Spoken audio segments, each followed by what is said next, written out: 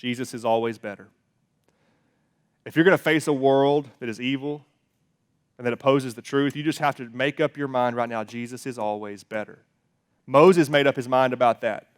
Moses is an Old Testament giant.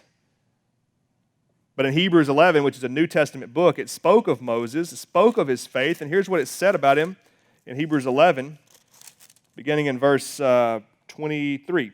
By faith, Moses, when he was born, was hidden for 3 months by his parents because they saw that the child was beautiful and they were afraid of the king's edict. They were not afraid of the king's edict.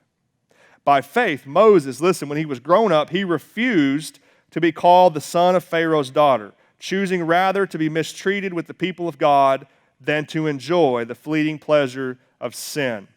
He considered the reproach of Christ greater wealth than the treasures of Egypt, for he was looking to the reward. So Moses, a guy who was born with an opportunity to be royalty, a guy born with an opportunity to have lots of fleeting pleasures, lots of sinful things that would have brought him temporary pleasure, he made up his mind that neither of those were going to be the path he would take. He trusted that God had greater things in store than even being royalty, than even having all your pleasures that you think you want. And so that's the same true of us, right? We just have to make up our mind that I believe Christ is better. I believe Jesus, and he describes this in this sermon we're reading about, Sermon on the Mount. Jesus is greater than anything the world can offer.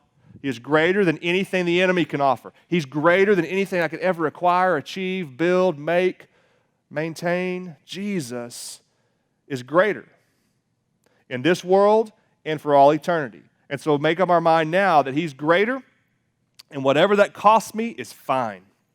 For Moses, it cost him a bunch of things that he thought would bring him pleasure. It cost him an opportunity to be royalty. I don't know what it's cost you to be a believer. It's a hard thing to put a price tag on. I've asked myself that question a lot this week, and I want to continue to ask myself, what does my faith cost me?